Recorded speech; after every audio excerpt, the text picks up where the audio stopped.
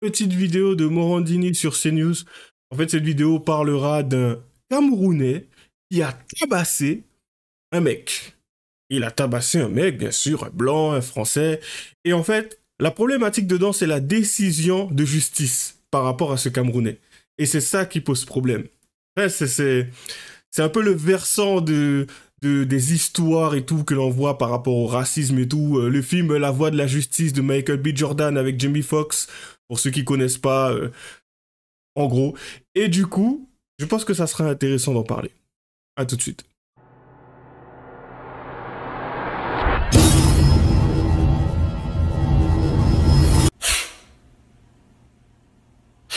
C'est parti. Annonce selon laquelle les agriculteurs vont revenir, c'est ce qui a été annoncé ce matin par Patrick Legras, porte-parole de la coordination rurale. Il l'a dit clairement, hein, on va remonter avec des tracteurs sur Paris avant jeudi soir, donc on va suivre ça, bien évidemment. Dans un instant, après le CNews Info, je vais vous parler de cette affaire assez incroyable. Vous allez voir une photo, la photo de Michael. Il s'est fait casser la figure par un homme qui est camerounais, un homme de 23 ans. Ce Camerounais a été condamné avant-hier, il a été condamné à 6 mois de prison avec sursis. Et peut-être le pire, c'est que la juge a décidé de ne pas inscrire cette condamnation sur son casier judiciaire pour qu'il puisse avoir à nouveau son titre de séjour. Oui. C'est sûr.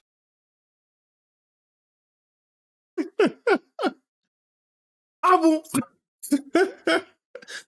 Mais c'est quoi ce délire? Non mais, ça va, hein, franchement. Perso, je savais pas que... Après, bon... Certains me diront, ouais, mais non, je savais pas que ma couleur de peau me donnait ce genre de privilège, t'as vu? C'est que je me dis, si un jour je viens, bon après ça m'étonnerait que ça arrive, je suis pas le genre à m'emporter aussi facilement, quoi, je trouve ça quand même un peu réducteur de penser cela de ma part, mais bon, admettons, imaginons un jour, je me retrouve dans une situation, je tabasse un blanc, hein, tout simplement un blanc, quoi, peu importe. Et du coup, je me retrouve devant la justice et on me dit, quoique après, ouais, ça se tient pas, je suis français en fait. Ah, c'est compliqué. En tout cas, ça fait un peu bizarre, parce que la raison pour laquelle j'ai parlé du film La Voix de la Justice, bon, on va regarder la bande-annonce, comme ça vous verrez plus ou moins de quoi ça parle.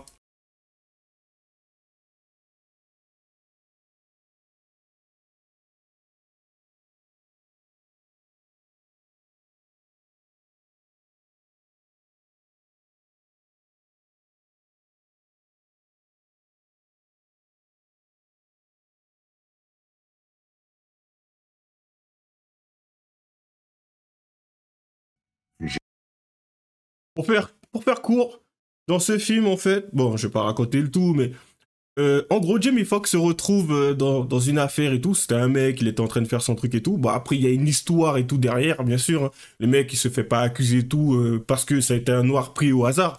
Mais concrètement, l'histoire en soi, elle est pas fou.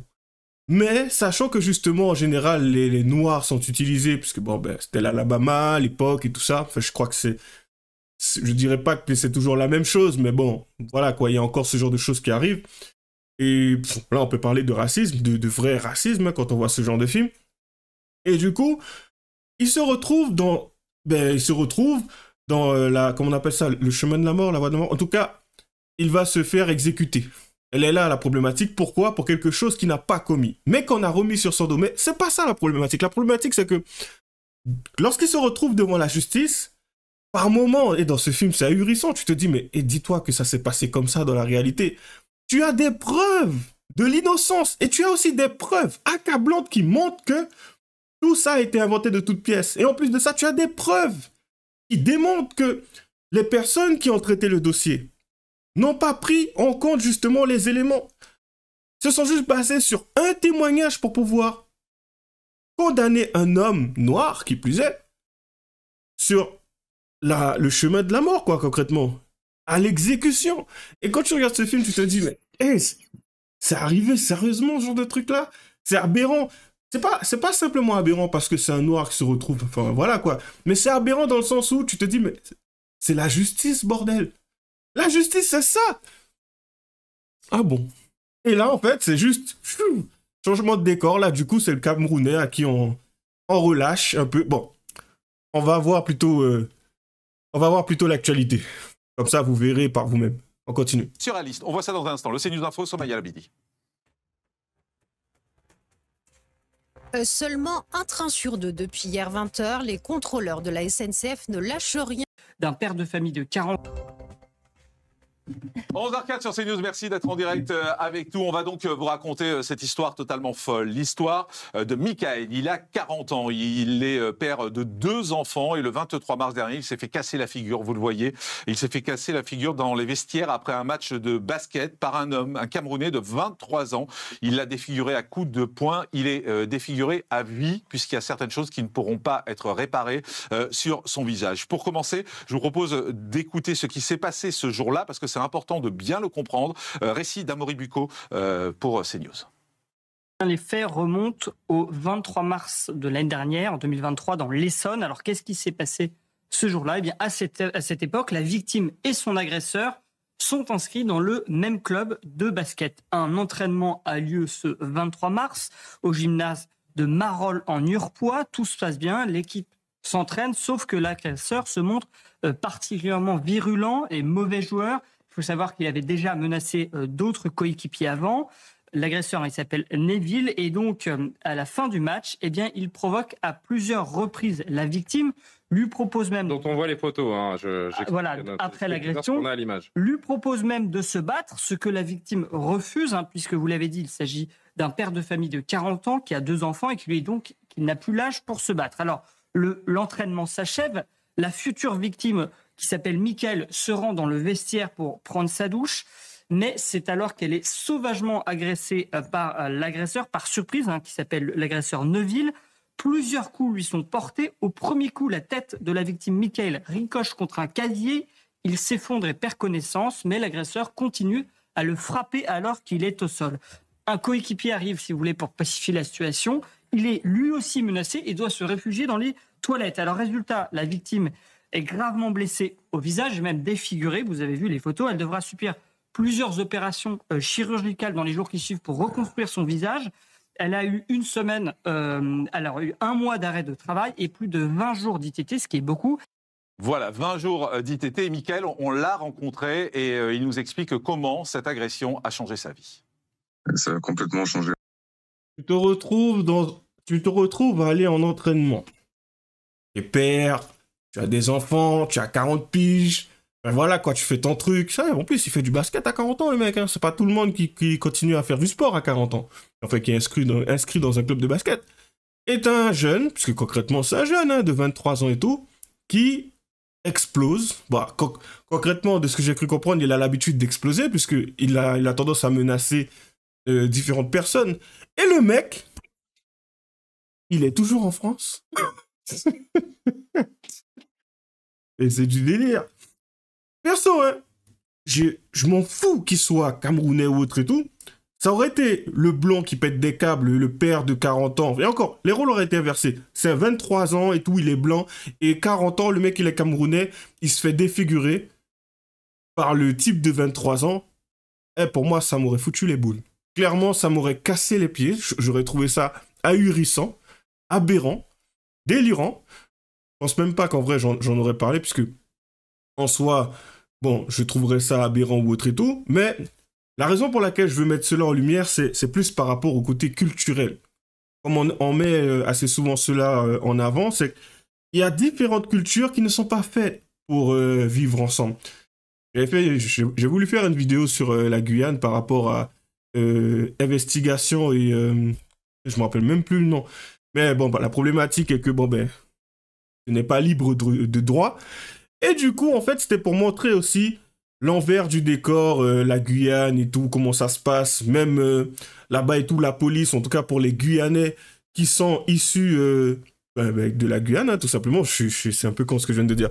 Pour les Guyanais qui travaillent à la police, de leur rapport justement avec les jeunes, quand ils arrêtent les jeunes ou quand ils les contrôlent, certains, voyant cela, pourraient trouver ça aberrant. Dire, ouais, et tout, il est agressif et tout ça. Hey, la Guyane et la France métropolitaine, ce n'est pas le même monde. Tu vas pas t'adresser de la même manière à quelqu'un en Guyane ou en métropole. Voilà, c'est pas le même délire. Un peu pareil quand, je pense, pour ce qui est du Cameroun, le policier qui va aller, vas-y, je dirais même pas discuter, mais interpeller quelqu'un, vous verrez, je pense, il y a une différence entre la police française et la police camerounaise. Donc voilà, c'est pas le même délire. Ouais, en France, quand bien même il y a des excès, comme on appelle, je trouve ça quand même très soft. Très soft. Je suis pas le genre à... Je n'ai jamais eu de démêlés de problèmes avec la police ou autre et tout, mais j'ai toujours trouvé ça soft. Mais bon, pour revenir au sujet, je trouve ça quand même ahurissant, délirant. C'est pas... C'est personnellement, hein. Moi, je vois ça. Et déjà, ce mec, je sais même pas ce qu'il fait. Parce que je sais même pas comment ça se fait qu'il ait continué, en fait, dans le club. C'est qu'apparemment, c'est le genre de choses qui s'est déjà produit, mais on le garde dans le club. Bon.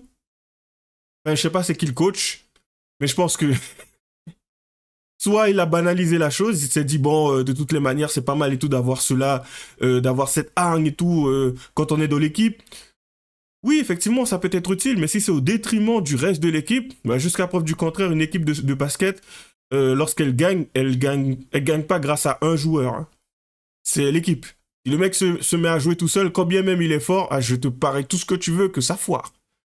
Donc, si je vois que concrètement ce mec il pose problème, ok, hein, c'est bien bon hein, d'avoir la discipline, la motivation autre et tout, mais si tu n'arrives pas à contrôler tes émotions, j'ai envie de te dire concrètement, tu bouges.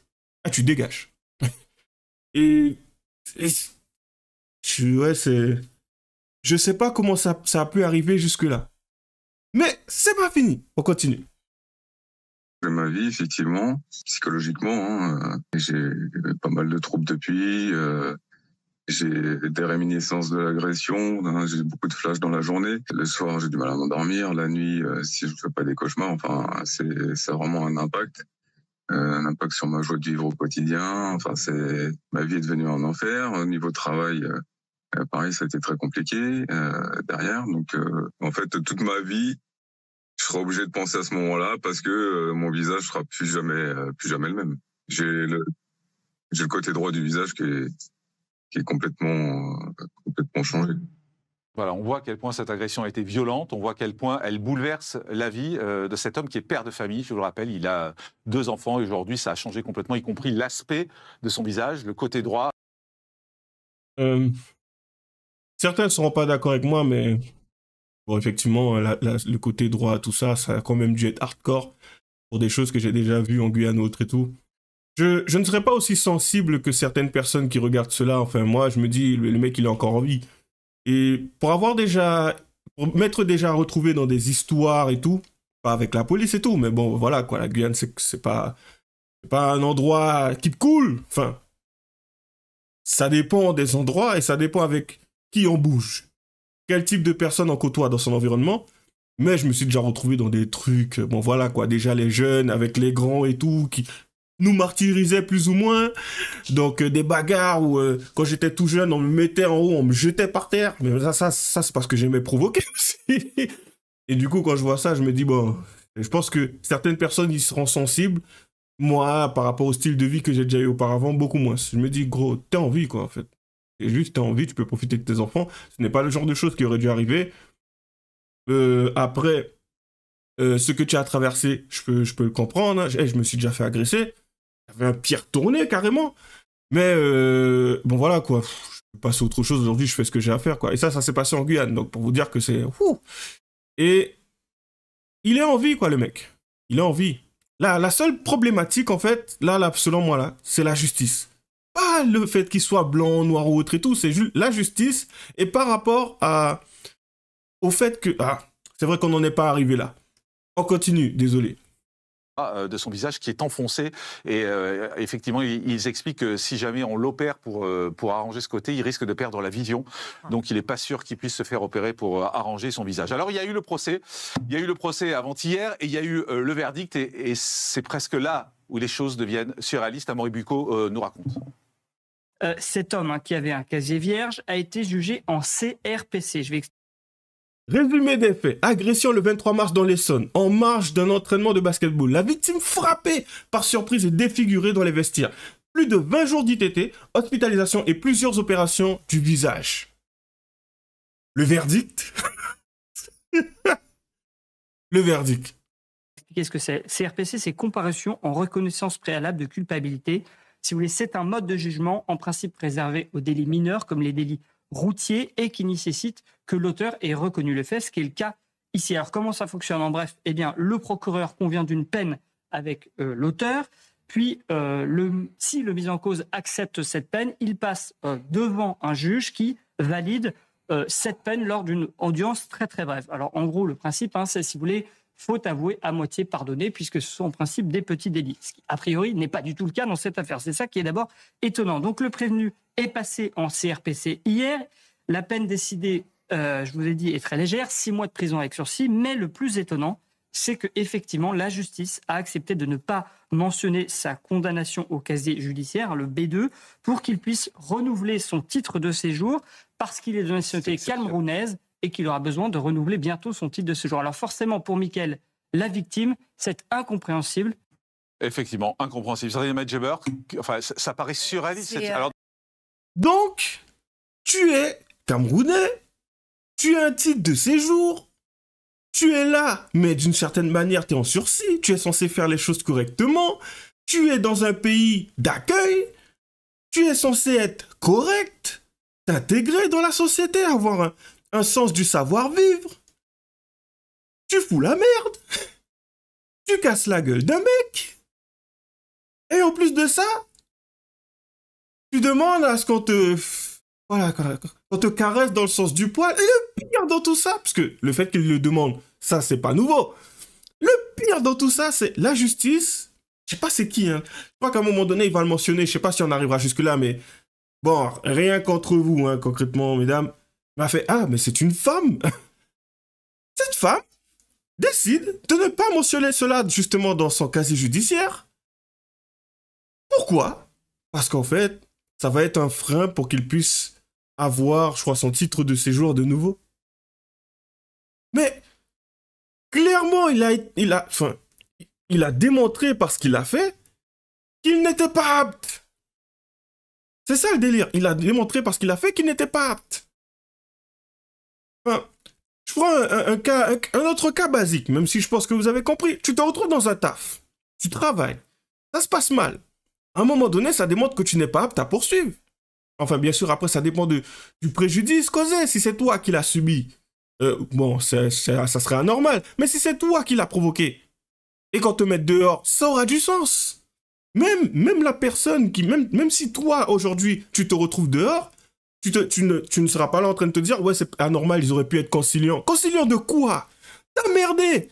Tu as merdé. Donc, concrètement, tu n'es pas censé demander quoi que ce soit. Tu subis, c'est tout. C'est ça.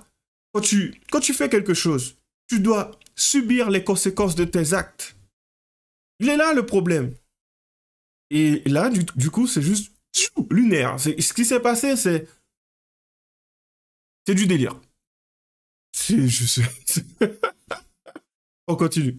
Alors déjà, la peine, bon, on peut pas dire qu'elle soit très lourde, mais en plus, non-inscription pour qu'il puisse rester en France. Ben oui, il n'y a pas de raison. Oui, mais c'est en fait, là, on n'est plus du tout dans le laxisme judiciaire, là, on est complètement dans la complicité de la justice, avec le phénomène migratoire. Si on en est aujourd'hui à ne pas inscrire des condamnations pour éviter que cette personne se voit refuser le renouvellement de son titre de séjour et que du coup, il fasse l'objet d'une OQTF. Là, pardonnez-moi, ça me fait penser, vous savez, à l'histoire de l'Ouzbek, où le Conseil d'État, monsieur le ministre de l'Intérieur, avait outrepassé les prérogatives de la Cour européenne des droits de l'homme. Il avait fait expulser cette personne qui avait quand même commis un attentat djihadiste en 2016 en Ouzbékistan, et le Conseil d'État a demandé à monsieur Gérald Darmanin de le maintenir en France, et son maintien, évidemment, qu'il le paye, ce sont les impôts des Français. Donc là, c'est plus...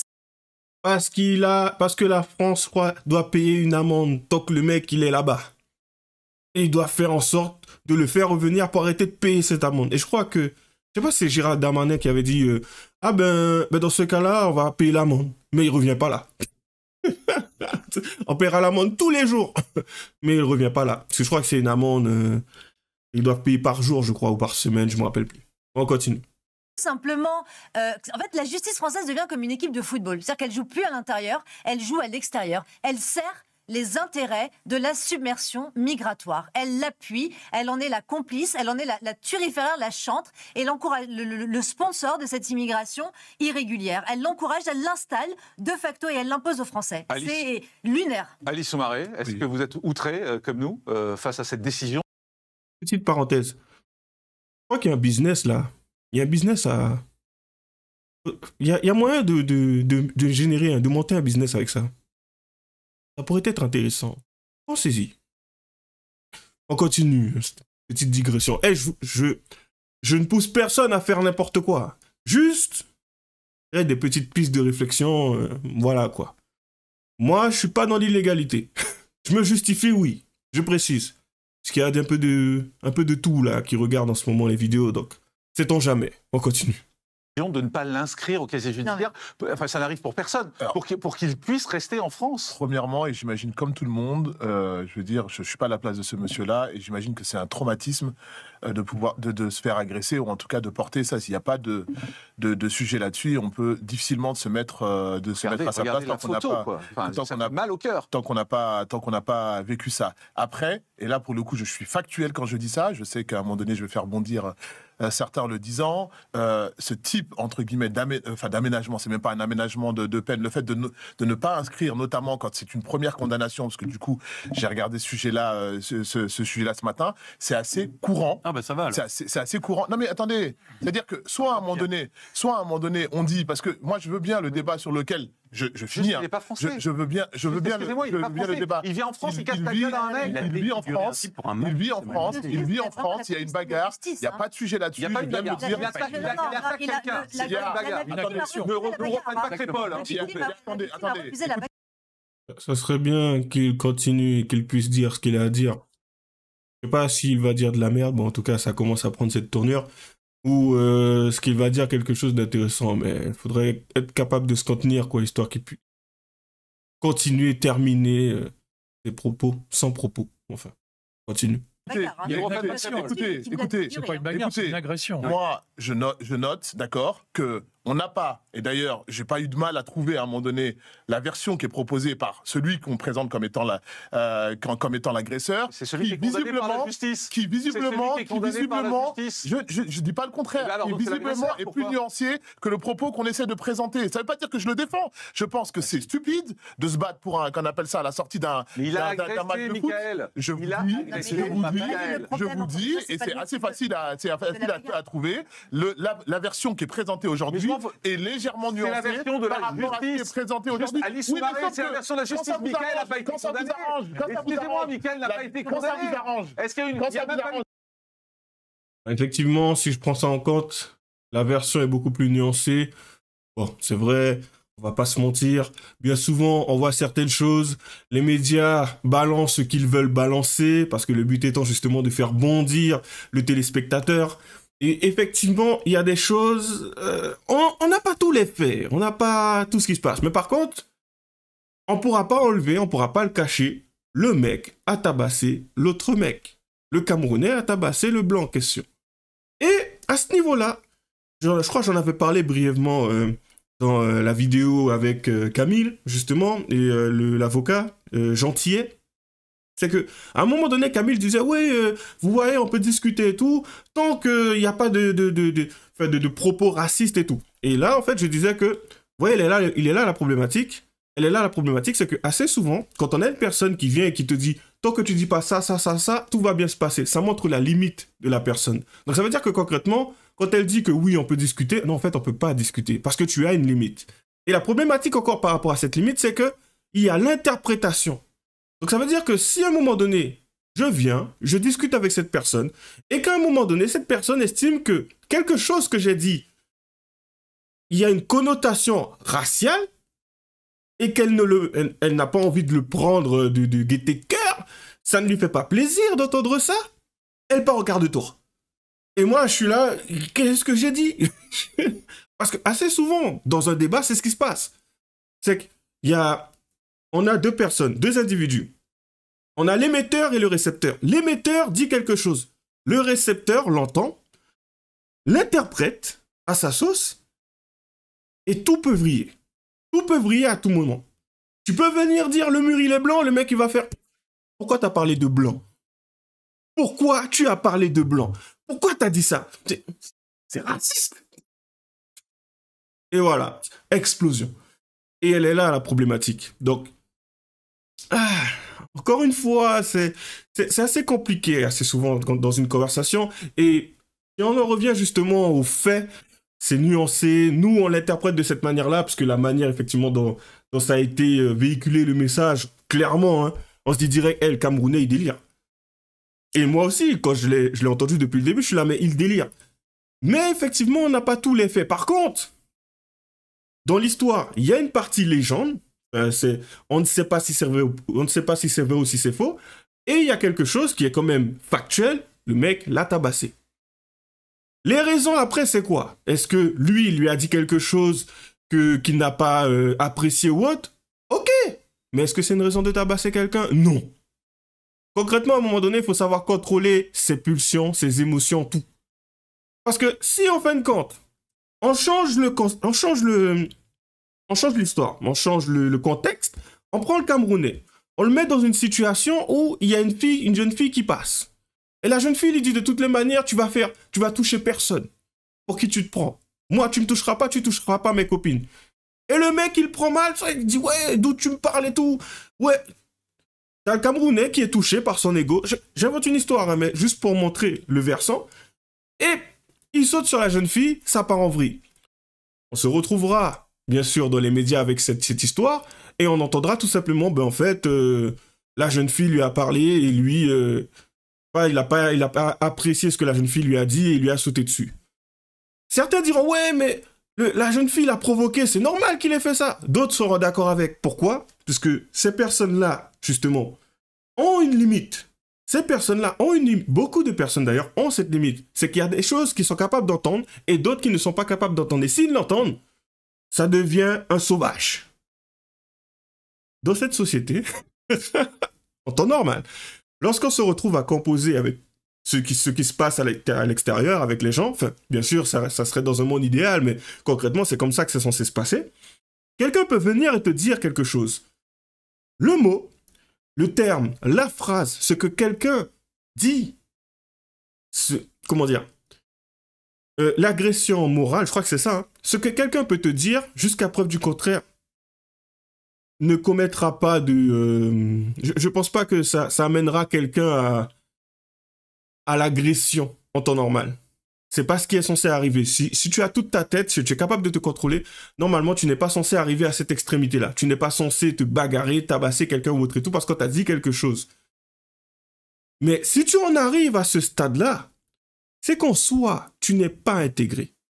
Tu n'es pas intégré et tu n'as rien à faire sur ce sol. Parce que si aujourd'hui tu estimes qu'il y a certaines choses, certaines phrases plutôt, certains mots, certains termes qui sont légitimes pour que tu puisses passer à l'acte, perso, hein, je sais pas pourquoi on te donnerait un autre titre de séjour. On te renouvellerait ton titre de séjour. Qu'est-ce que tu fais ici en fin de compte? T'as rien à faire là.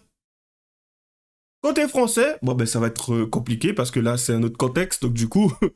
Normalement, selon moi, on est censé t'écarter de la société. Donc, on te fout en prison parce que tu n'es pas capable de composer avec des gens qui sont capables de dire des choses qui sont normalement censées être des choses lambda, qui ne sont pas censées te pousser à l'acte. Mais si en fin de compte, ça te pousse à l'acte, je vois pas ce que tu fais dans la société. Donc, selon moi, on devrait juste t'écarter. Dans ce contexte-là, on a quelqu'un qui vient de l'extérieur, mais bon, ça, en soi, c'est pas mal, puisque d'une certaine manière, quand une personne a un titre de séjour dans un pays d'accueil, il est en sursis constant. Lui, il n'a pas la même légitimité que le français. Et du coup, lui, s'il foire, tu dégages du pays. Tu ne seras pas simplement en prison, tu bouges, en fait. Il y a déjà ceux qui sont problématiques ici, et qui font ça. On les met en prison, et après, le pire, c'est qu'il faut les réintégrer dans la société, ce qui en soi, c'est de l'argent, c'est du temps. Mais déjà, on a des problèmes avec ceux qui sont là. Toi qui viens de l'extérieur, tu nous refais la même? Mais tu bouges. C'est une corvée à un moment donné. C'est bon, tu bouges. Pas refaire ton éducation. Sachant que c'est une autre culture en plus. Tu bouges. Pour moi, c'est ça. Ça a du sens. À partir du moment où tu as ton titre de séjour, tu fais ce que tu as à faire pour être français. Quand tu es français, mais comme j'ai dit, là, c'est un autre contexte. Donc du coup, ça amène autre chose. Mais il n'est pas français. Il est censé être justement sur le qui-vive par rapport à ce qu'il fait ou autre et tout. Moi, je vais au Japon. Je serais pas, oui, bon ben, il m'a dit ça. Je peux pas le tolérer, je peux pas l'accepter. Franchement, hein, le gouvernement japonais, les forces de l'ordre, ils en auront rien à cirer. Oui, mais non, mais il a fait ça et tout, c'est pour ça que... je suis désolé, hein. Si t'arrives pas à te contrôler, t'as rien à faire dans le pays. On va te dégager du Japon, tu retourneras là où tu étais en France. Parce qu'apparemment, en France, ça cautionne ce genre de choses. Pas ici. On continue. Vous faites référence à la décision de la justice. Quand ça vous arrange pas, vous dites que la justice est laxiste. Mais oui, donc il faut savoir. Il faut savoir. Est-ce qu'on remet à la décision de justice? Est-ce qu'on s'en remet à la décision de justice? Oui ou non? Si on s'en remet à la décision de justice, il n'y a pas de débat. Vous étonnez à Pas tous ensemble. On prend la décision de justice. Quand ça nous arrange pas, mais non, on est plus d'accord. Si vous parlez tous en même temps, on n'entend personne. Évidemment, quand on n'est pas d'accord, on sort du débat. Vous sortez du débat parce que c'est précisément la question qu'on vous pose, c'est cette décision de justice est-elle respectable et est-elle compréhensible ou non? Oui ou non? Deuxièmement, oui ou non, elle ne l'est pas. Elle ne l'est évidemment pas. Cet homme a perdu la moitié de son visage. Donc c'est bien ce que je dis. Je vais vous dire, c'est la contradiction que je viens d'indiquer. Cet homme, cet agresseur-là, s'il est capable de défigurer et d'enlever la moitié du visage d'un homme pour un mauvais match de basket, vous êtes un mauvais républicain, vous ne respectez pas les décisions de justice. Deuxièmement, vous êtes un mauvais républicain, vous êtes comme ces jeunes de banlieue. Alors, c'est mine de rien... Le noir en question, je sais pas qui c'est, il a pas tort dans la manière dont il amène la chose. C'est vicieux, mais il a pas tort. Assez souvent, quand il se passe quelque chose, vous voyez les personnes à la télé dire « Oui, on s'en remet à la justice et tout. » D'accord. Et après, en fin de compte, quand la justice balance quelque chose, oui, effectivement, t'en as beaucoup qui sont choqués, mais de base, beaucoup disent, à la télé en tout cas, faire confiance à la justice. Ça, je le vois assez souvent, ça. Oui, je m'en remets à la justice, tant que la décision n'est pas prise, il faut pas juger et tout. Mais en fin de compte, là, ça a été jugé de cette manière. Franchement, il a bien joué. On va pas se mentir, il a bien joué. Par contre, ça serait quand même intéressant de le faire revenir sur un contexte similaire, mais un peu différent. C'est-à-dire que on aurait un noir qui se fait tabasser par un blanc, concrètement, parce que bon, je pense que c'est surtout ce qui revient. Bon, après, je dis un noir. Un étranger, on aurait un étranger qui se fait tabasser par un Français, pour dire les choses, hein, parce que je parle de noir et de blanc, mais concrètement, c'est surtout ça dont il est question. Là, du coup, c'est moi qui suis axé un peu plus sur racisme ou autre et tout. Désolé, autant pour moi. On aurait un étranger qui tabasse un blanc. Est-ce qu'aujourd'hui, parce qu'il est français, il devrait avoir, on va dire, il devrait être traité un peu différemment parce qu'il est français? Bon, du coup, ça c'est une question, mais plutôt, là la problématique, ça serait plutôt, aujourd'hui, un étranger qui tabasse un français, est-ce que, si la justice estime que, bon, le français en met rien sur son casier judiciaire, est-ce que ça serait normal? Et là, ça serait intéressant de le faire revenir, lui, pour savoir s'il est d'accord avec la décision de justice. Et admettons, l'étranger en question, c'est un noir, et le français en question, c'est un blanc. Le français, il a tabassé le noir. La justice, elle dit tout simplement, bon ben ok, on mettra pas de ça sur votre casier judiciaire, comme ça, vous aurez la possibilité de faire X, je sais pas, passer un diplôme, peu importe. Et lui, qu'est-ce qu'il dirait par rapport à ça? Est-ce qu'il serait d'accord avec la décision de justice? Ou est-ce qu'il dirait « Non, c'est pas normal, regardez ce qu'il a fait à l'étranger et tout. C'est là qu'on peut parler de racisme et tout. » On va voir justement qu'est-ce qu'il dirait à ce moment-là. Parce qu'effectivement, la situation l'arrange. Et ce qu'il dit là, ce n'est pas faux en soi. En général, tout le monde se repose sur la décision de justice. Et quand elle est donnée, tu t'es reposé dessus, maintenant il faut la respecter. T'as jamais évoqué le fait que tu serais pas d'accord s'il disait quelque chose qui va à l'encontre de ce que tu penses. Ça, tu l'as jamais évoqué. Tu as dit, on s'y remet. Et maintenant, il faut assumer jusqu'au bout. Et lui, il surfe dessus. Et il a raison. Les malins. Voilà. Faut juste attendre. Parce que les choses évoluent. Il faut juste attendre maintenant qu'il y ait le versant. Et le réinviter sur le plateau pour voir ce qu'il en pense. Et j'espère qu'il tiendra le même discours. Parce qu'elle est souvent là, la problématique, c'est que quand ça nous arrange, et il l'a dit d'une certaine manière, et je suis d'accord avec lui par rapport au plateau, effectivement, quand ça arrange ceux qui sont sur le plateau télé, ouais, non, c'est pas normal. Mais enfin plutôt, inversement, quand ça les arrange, oui, effectivement, je suis d'accord. Et quand ça les arrange pas, ouais, non, c'est pas normal et tout. Non, non, vous devez être d'accord aussi, puisque la justice a dit ça. On s'y réfère. Mais ça, c'est dur.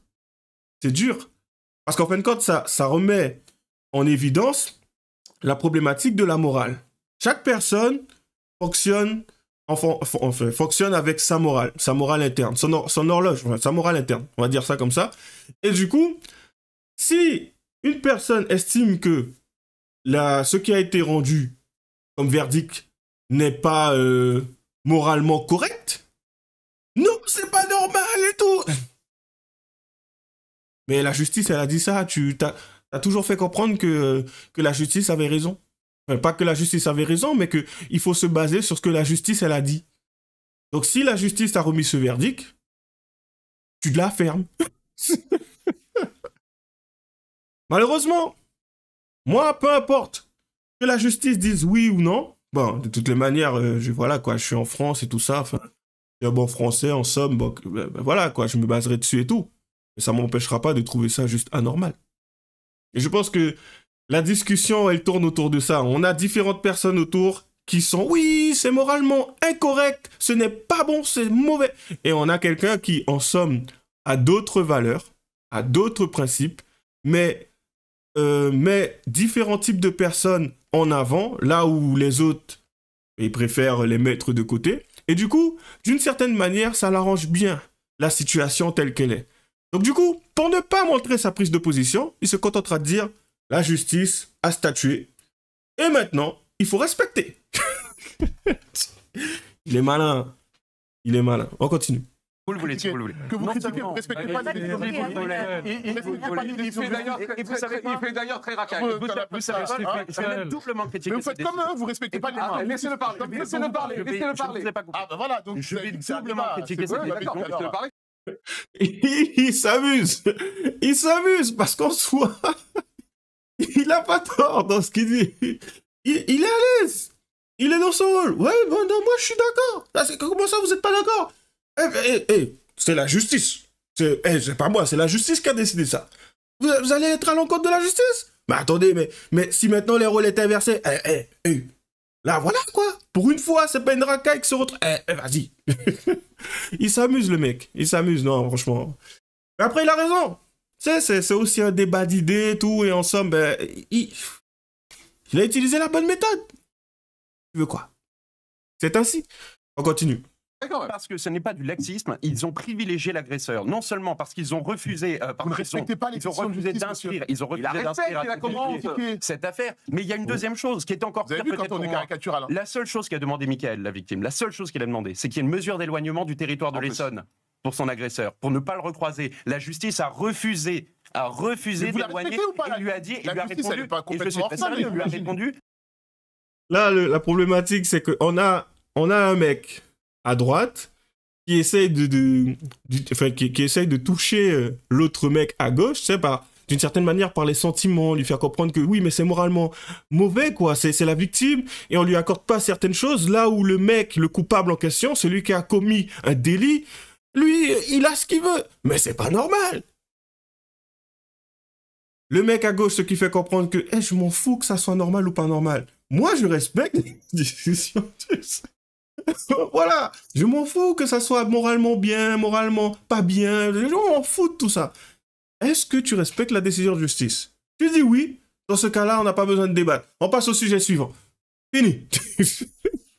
Et, encore une fois, surtout s'il défend quelque chose de spécifique qui n'a rien à voir avec la victime en question, il a raison. Lui, là, sur le coup, il va pas donner son opinion, il va pas statuer dessus. Enfin, si, il a statué dessus, mais il va pas donner son opinion par rapport à sa morale ou autre et tout, qu'il défend en général. Pourquoi? Parce que ça va le mettre à mal. Il sait très bien que ça va le mettre à mal. Donc, il préfère pas aller sur ce terrain-là. Tout le monde va le dévorer sur le plateau. Lui, il va juste te dire, non, moi, la justice, elle a raison.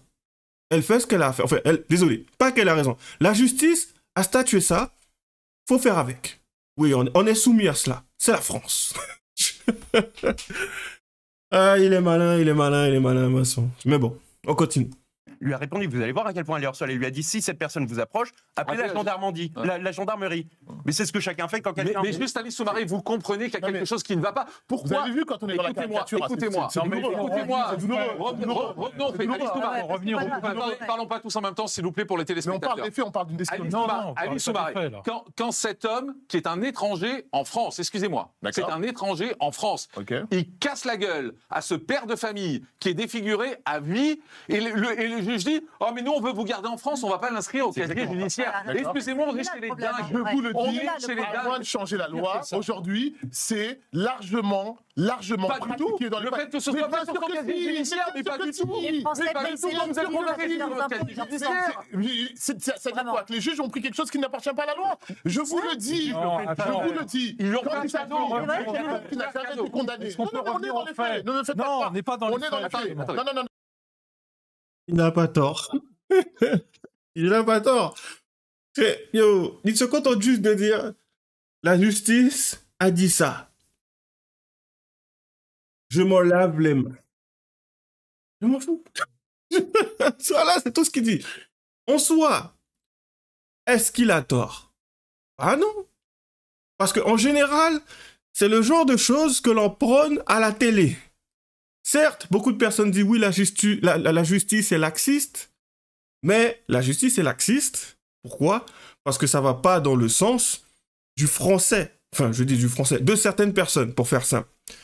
C'est pour ça.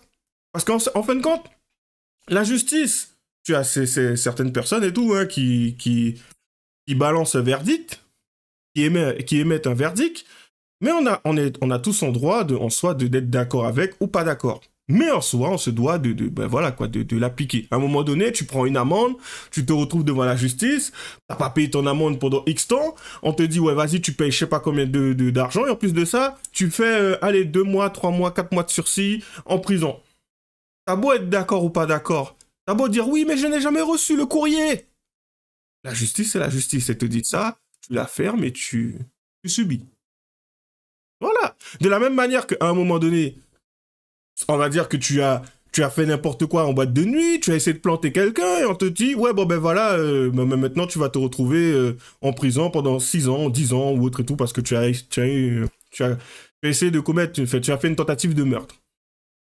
Là, tu diras, ouais, je suis d'accord et tout. Parce que la justice a statué cela. Mais en somme, tu es d'accord, ou bien sûr, quand tu es d'accord ou quand tu n'es pas d'accord, c'est plus en lien avec la manière dont tu vois les choses, ta moralité interne, la manière dont tu perçois les choses, ce que tu estimes être bien et mauvais.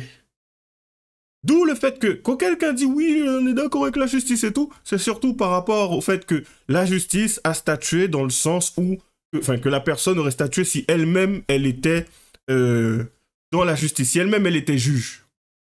Parce qu'en fin de compte, on juge dans tout ce qu'on fait. Ça me fait toujours rire quand je vois certaines personnes dire « Oui, mais il ne faut pas juger !» Non, ce qu'il ne faut pas faire, c'est faire en sorte que ton interlocuteur ne ressente pas le jugement. C'est tout. Mais on juge dans tout ce qu'on fait. Tu te lèves, « Ah, j'ai bien dormi, c'est un jugement. » Il y a quelqu'un que tu vois, c'est un SDF, c'est un jugement. Il y a quelqu'un d'autre que tu vois qui passe et tout, tu lui dis « Il doit être bourgeois, lui. Franchement, vu comment il est habillé, son look... » C'est un jugement. Du coup... Ça en soi, je n'ai pas de problème avec, c'est juste normal. On a diabolisé ce terme, et aujourd'hui, le fait de juger, ça semble être anormal, alors que c'est juste normal. Quelqu'un qui ne juge pas, c'est quelqu'un qui aujourd'hui a un problème cérébral, tu vois, c'est déconnecté, le cerveau ne fonctionne plus, voilà. Ou qu'il est décédé. Mais on juge dans tout ce que l'on fait. Même dans ton rêve, tu juges. Tu vois quelque chose de bizarre et tout, tu es en train de rêver, et tu commences à avoir peur. Tu as émis un jugement par rapport à ce que tu as vu et tu t'es dit que ce qui était devant toi était dangereux et menaçant. C'est un jugement. Mais bon, au-delà de ça, il est malin. Il est malin. Et les autres sont là, ouais, mais non, mais il faut quand même le faire en temps de raison. Ce n'est pas bien ce qui s'est passé. Mais lui, tout ce qu'il te dit, c'est, je m'en fous que ça soit bien ou pas. Moi, je respecte la loi. La justice a dit que il pourra avoir son titre de séjour. Il n'a pas besoin de faire apparaître... Enfin, ce n'est pas nécessaire de faire apparaître cela sur son casier. Donc, c'est ainsi. Vous voulez quoi? Moi, je trouve ça aberrant. Je trouve ça injuste. Mais Qui suis-je? Un simple Français.